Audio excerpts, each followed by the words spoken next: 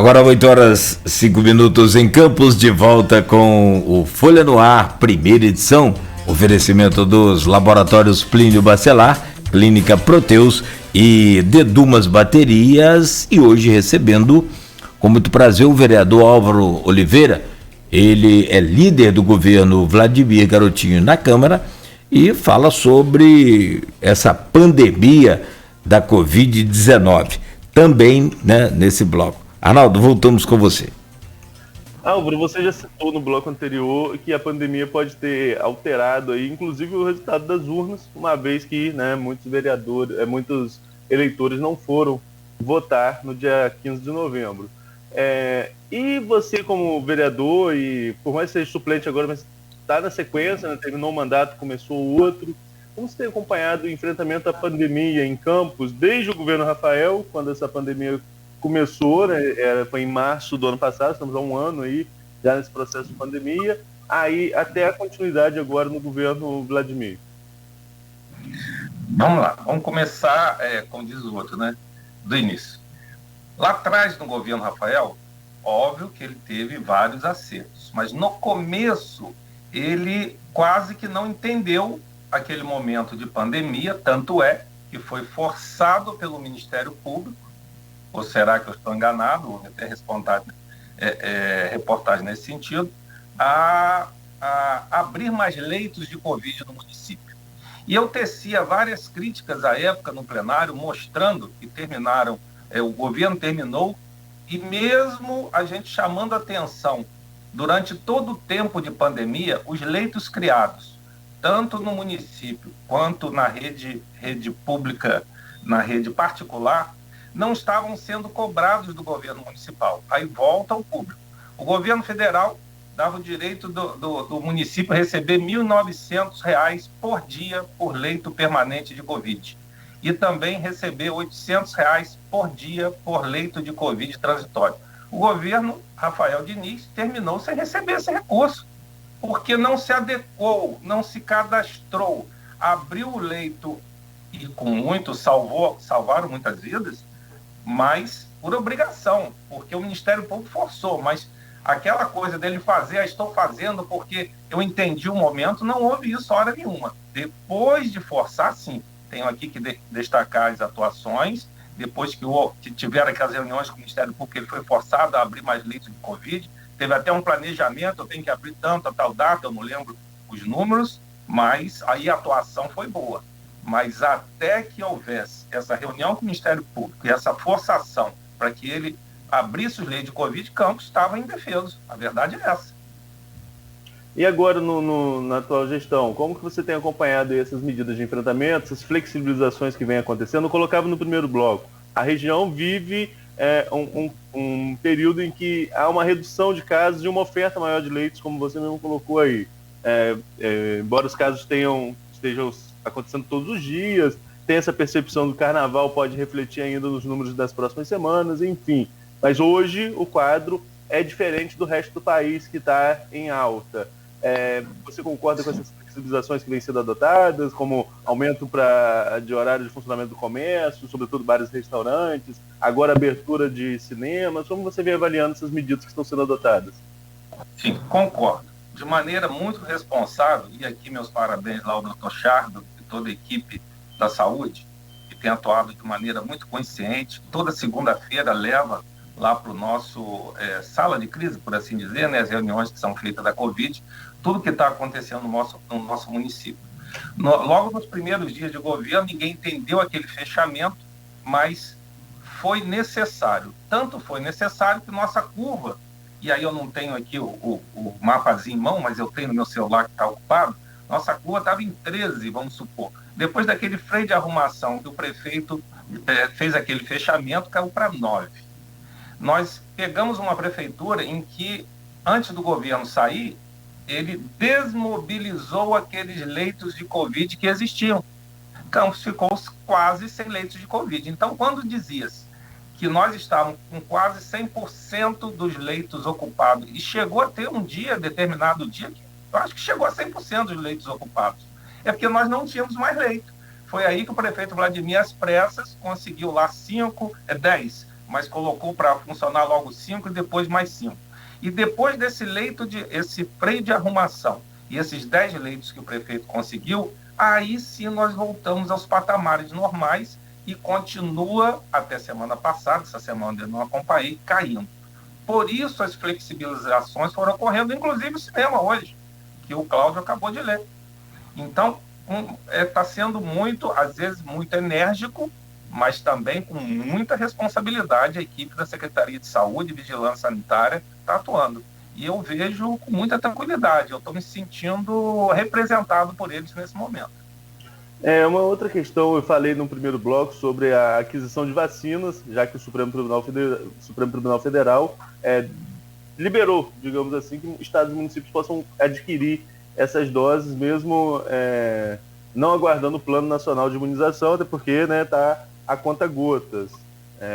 Chega muito poucas doses para o município. Tem uma pergunta aqui no grupo do Teseu Bezerra, ele perguntando se a Câmara tem conversado com o prefeito sobre entrar em consórcio para a compra de vacinas. Existe hoje um consórcio da Frente Nacional dos Prefeitos, que tem aí adesão até sexta-feira. Até foi a Luciana Portinho que mandou o link aqui, se não me engano, do G1, falando que a federação está formando esse consórcio até sexta-feira. E existe a possibilidade, como eu falei aqui também, dessa compra pelo SIDEMF, o consórcio aqui dos municípios do Norte Fluminense. A Câmara tem participado dessa discussão, dessa aquisição de vacinas, ou pretende participar dessa discussão a partir agora da decisão do Supremo? Olha só, a discussão tem ocorrido, a gente conversa muito com o prefeito Vladimir Garotinho. E só para dizer, Teseu, isso que você colocou sobre a compra de vacina por parte dos municípios, da Confederação dos Municípios, até sexta é o prazo de adesão. Na quinta-feira, o prefeito Vladimir vai estar em reunião online com dezenas ou talvez centenas de prefeitos para tomar a decisão se ele, ou se nós, ou se os municípios realmente vão aderir, quais são os impactos positivos ou negativos. Tudo tem impacto, pode ser positivo ou negativo. E aí ele vai tomar a decisão. Isso é uma decisão de governo que ele tem que tomar na quinta-feira após essa reunião. Quanto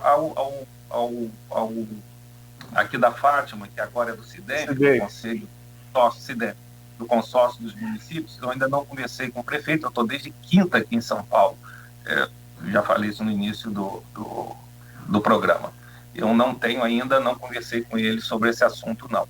Mas temos acompanhado, sim, o prefeito tem agido com muita responsabilidade e dificilmente ele vai perder, só se for por algo extraordinário, vai perder qualquer participação ou conversação nos diversos órgãos que assim abrirem conversa para a compra de vacina. Ele é muito antenado nisso, muito articulado, e ele procura sempre se cercar das melhores informações e decisões possíveis. Nós falamos sobre uma votação polêmica, que foi essa questão no bloco anterior das contas da Rosinha. A gente até pergunta a Silvana Venâncio, que agora vi aqui, só para registrar, sobre o assunto, mas a gente já conversou sobre ele. Mas teve uma outra votação polêmica no dia anterior, e essa me chamou muita atenção. Tem aqui uma pergunta do Gilberto, estou procurando, achei.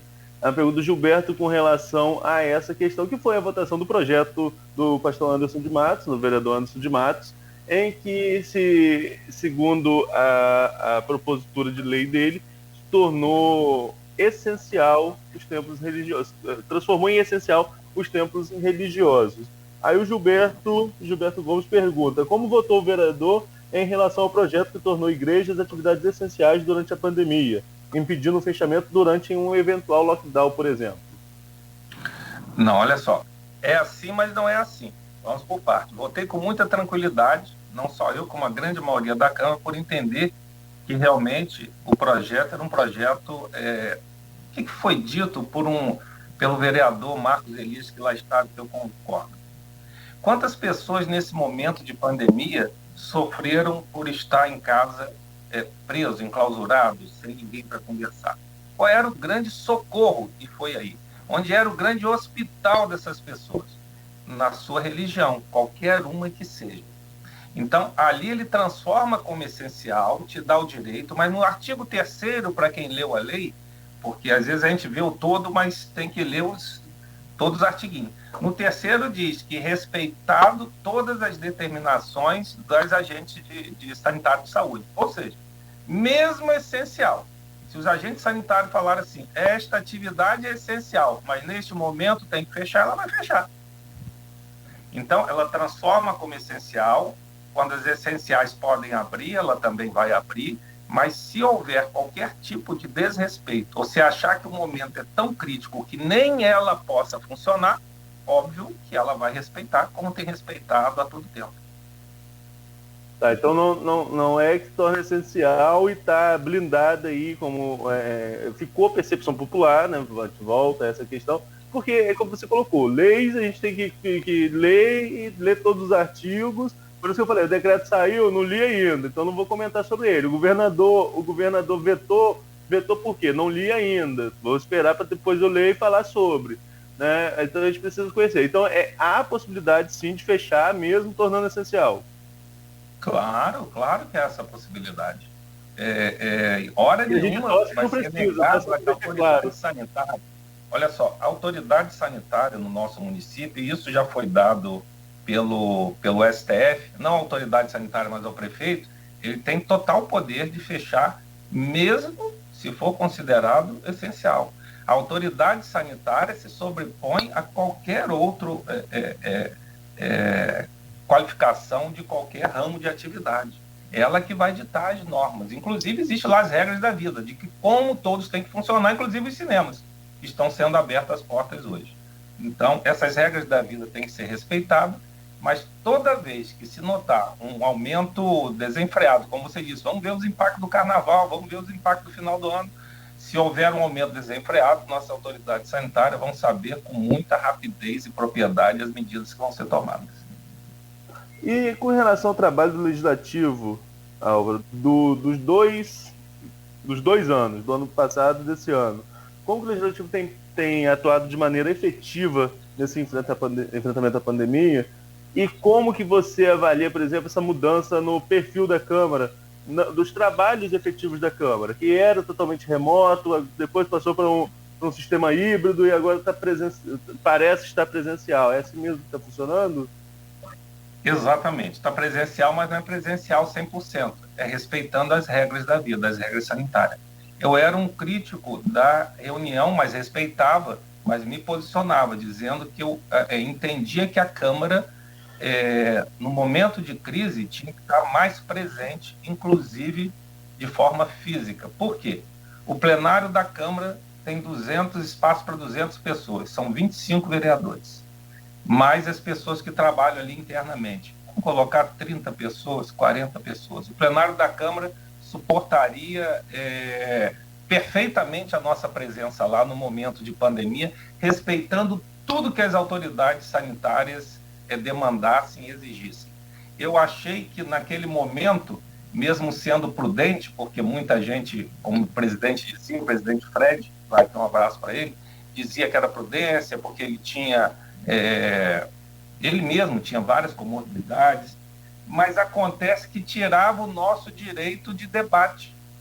Eu me senti, e vários outros colegas se sentiam sem o direito. Mas você consegue falar. Não é bem assim não, gente.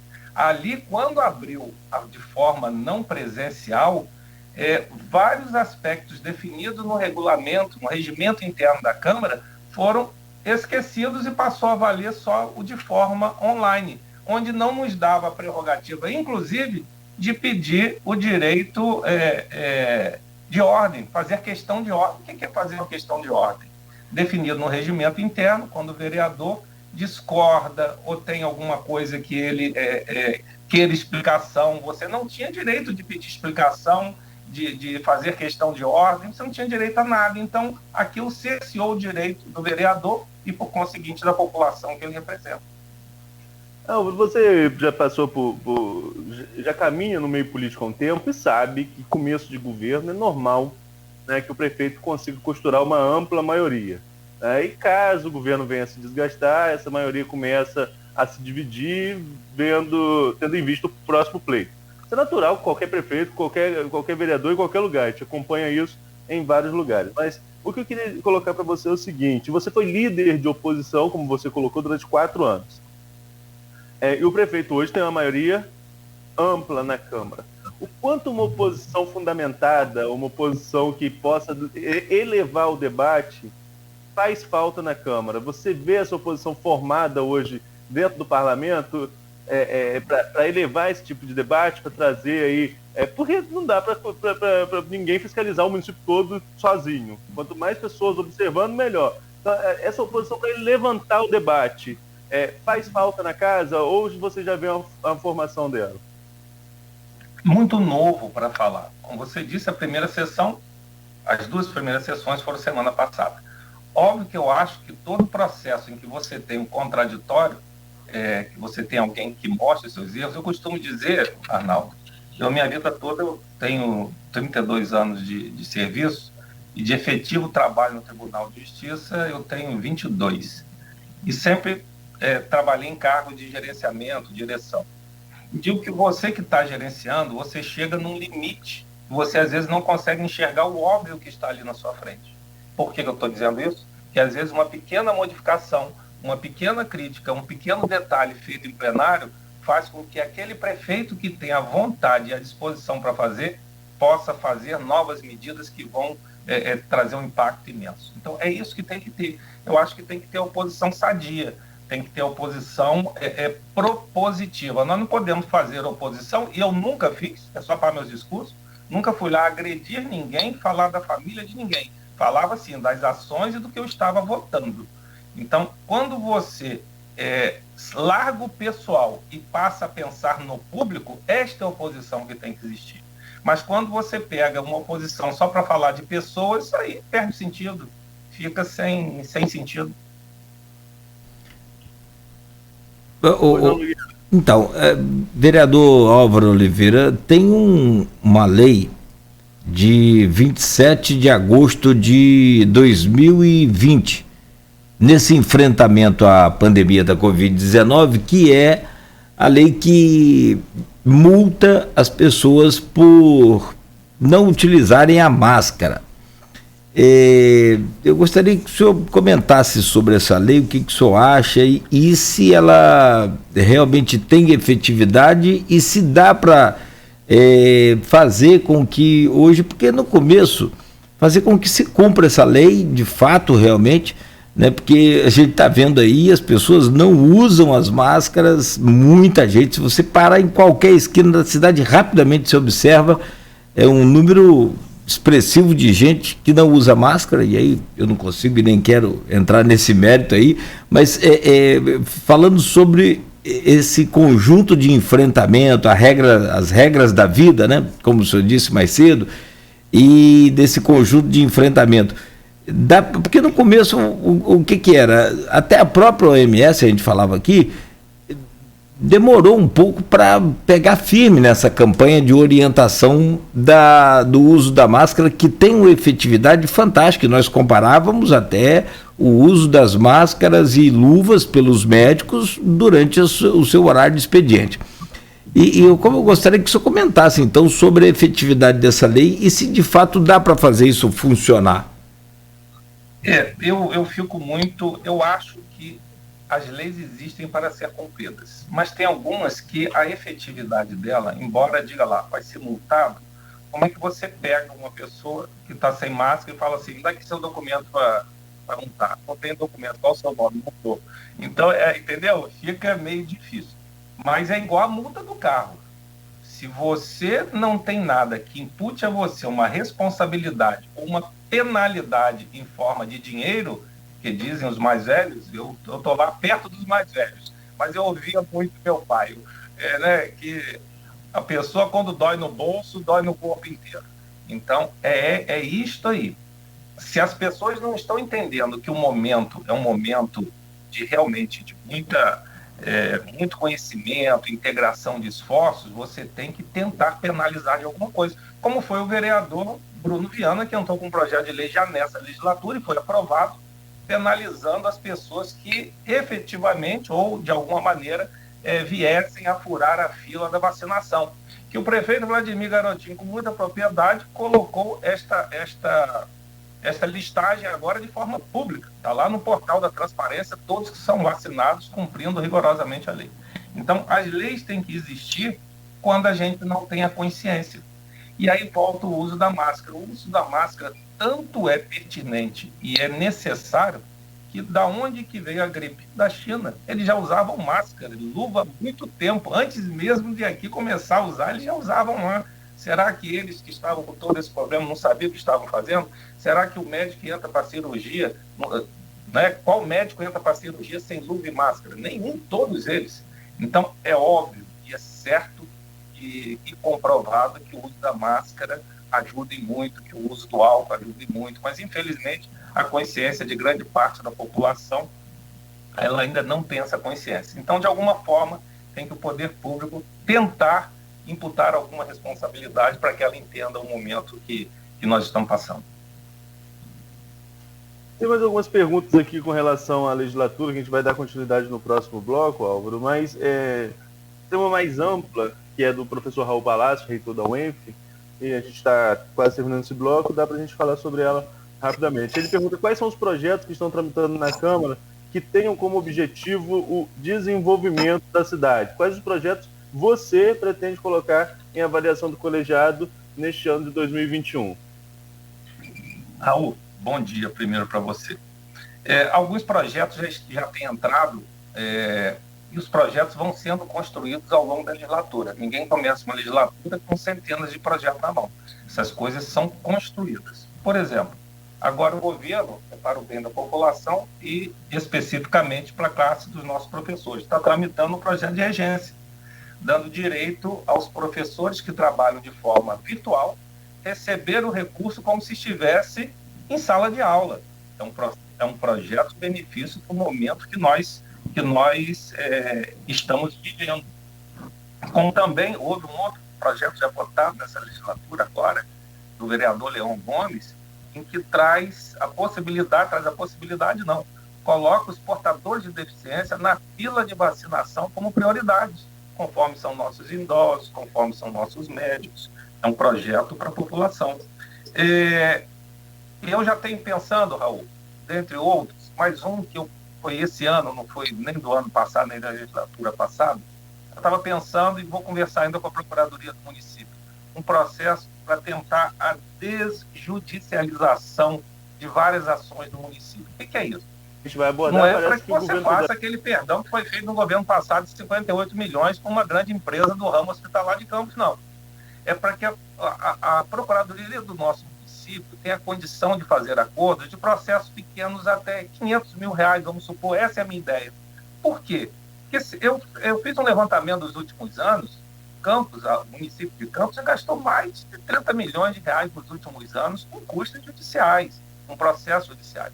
Então, se a gente dá um poder ao município, à Procuradoria do município, mas não estou dizendo que vou fazer, eu estou conversando com a Procuradoria, dela fazer algum tipo de acordo ou transação com processos pequenos, a gente vai tirar muito processo da justiça. Esse é um que ajuda o município e ajuda a população. Tem outro pensando, Raul, esse eu não vou falar aonde não, mas em relação à Água do Paraíba, porque é uma firma, é uma concessionária que todos conhecem, eu tenho um processo e falo com muita tranquilidade sobre a Água do Paraíba, embora os jornais disseram outro dia que eu fiz isso ou aquilo, eu tenho um processo judicial contra a Água do Paraíba. O único vereador na história de Campos, é só pegar um outro que tenha judicializado a questão contra a Água do Paraíba.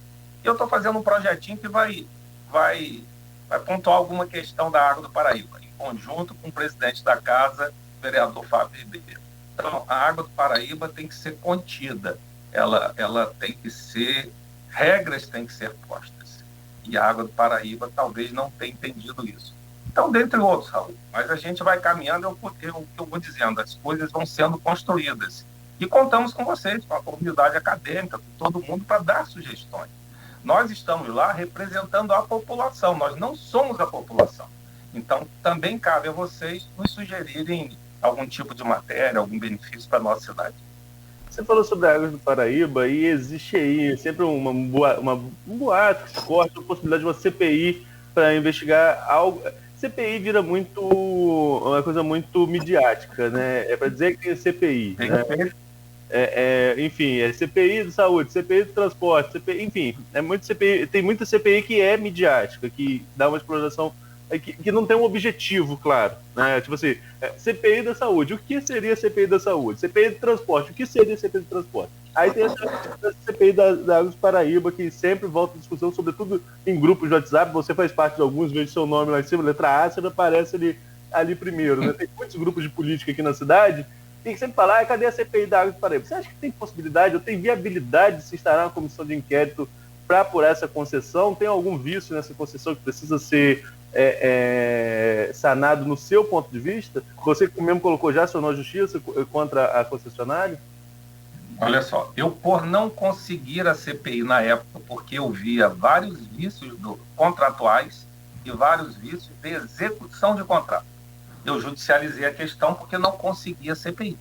Então, aí é diferente. Eu não queria fazer mídia, eu queria fazer cumprir a lei o que está no contrato. E aí cito aqui um exemplo. À época, a Água do Paraíba tinha que colocar até 2017 água em 51 distritos de 13 comunidades, não colocou. Ela tinha que colocar esgotamento sanitário, tratamento de esgotamento sanitário em toda a Grande Guarulhos até 2018, não colocou. E ninguém imputou nenhuma responsabilidade, ou seja, entrei não só com processo judicial contra os 10,6%, que foi dado no apagar das luzes, mas também contra tudo isso. E com processo de responsabilização contra o prefeito à época e o secretário de obras, porque são os responsáveis eram os responsáveis, o prefeito à época, o secretário de obras, pelo acompanhamento da execução do contrato. Entrei não só contra a Água do Paraíba, mas responsabilizando o prefeito, secretário e a Água do Paraíba. Um porque não cumpriu o contrato e o outro porque não exigiu nem fez cumprir o contrato. Fora isso, tem vários outros riscos que eu não quero adiantar, que alguns eu vou trazer agora, já recentemente, para o meu mesmo processo, ou talvez novo processo, coisas que foram feitas no governo passado, em que eu sei que tem cheiro de ilegalidade, não vou nem dizer que é ilegal, mas tem cheiro de ilegalidade, e vou dar ciência à justiça, vou dar ciência ao prefeito atual de Campos, porque talvez muitos estão chegando, não tenham ainda noção do todo, mas eu tenho noção do todo. Às vezes a gente vê gritarem assim, CPI do Água do Paraíba. CPI, para quem não sabe, gente, tem que ter objeto determinado. Todos os meus pedidos de CPI, eu fiz alguns pedidos de CPI em conjunto na saúde e a CPI de Água do Paraíba, que fiz o pedido sozinho. Todos com objeto determinado. Todos para atuar pontualmente em alguma questão. Infelizmente, não foi respeitado nada quanto aos nossos pedidos. Então, nós éramos lá apenas... era o pessoal com trator passando em cima e a gente deitado esperando ser esmagado. Deitado não, porque eu gritava muito. Mas a CPI como forma midiática, eu sou contra. CPI por CPI tem que ser algo sério. Você está ali representando a população. Então, neste momento, já adianto para vocês, o presidente Fábio Ribeiro, que ficam dizendo, o Fábio Ribeiro está fazendo cumprir o que diz a lei, em que a Água do Paraíba é obrigada a prestar contas na Câmara Municipal. Nunca fez. Já foi oficiada e vai ter que ir lá prestar contas ser sabatinada pelos 25 vereadores. Então, eu sou uma pessoa muito tranquila com as coisas, Arnaldo, e vou construindo à medida que vai precisando. Vou gritar CPI. Tá bom, mas o que você quer ver na CPI? Alguém já disse para você o que eles querem ver? Eu sei exatamente o que eu quero ver. E não pedi a CPI ainda. Só me esclarece uma coisa, por favor. Essa prestação de contas seria tipo uma audiência pública? Porque eu acredito que já havia alguma audiência pública da Água do Paraíba, sim. Olha só, as audiências públicas que ocorreram foram por solicitações de vereadores, porque para dizer que não precisava de CPI, vinha audiência pública. Aí o que ocorria? Ele ia lá, tudo pode apanhar, gente, tem tudo gravado. Pega as audiências públicas da Água do Paraíba, nada do que ela prometeu, disse que ia fazer, foi feito. Pega mais audiência pública.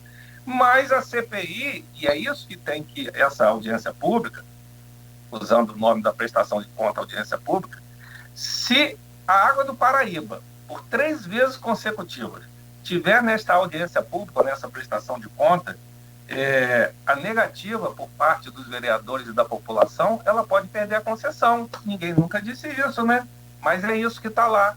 Mas nós nunca íamos conseguir isto com a legislatura passada, porque não havia interesse em falar isso. Então, as coisas estão sendo construídas. Eu não sou soldado, não saio fazendo nada correndo, mas quero aqui agradecer ao presidente Fábio Ribeiro. Ele tem entendido as questões e tem feito o que determina a lei, sim. Está trabalhando muito por aquela casa. Nogueira, eu tenho mais perguntas, mas acho que está na hora do nosso intervalo. Deixa para o próximo bloco. Vamos lá, vamos adiante. Esse assunto de Águas do Paraíba também tem sempre polêmica em torno dessa questão da tarifa do esgoto, ser o mesmo percentual da tarifa d'água, né? E a gente vai acompanhar aí o processo do vereador. São 8h36, no oferecimento dos laboratórios Plínio Bacelar, Clínica Proteus e Dedumas Baterias. Voltamos em instantes com o Folha no Ar, primeira edição, que hoje recebe o vereador Álvaro Oliveira, ao vivo aqui na Folha FM. Problemas difíceis, precisa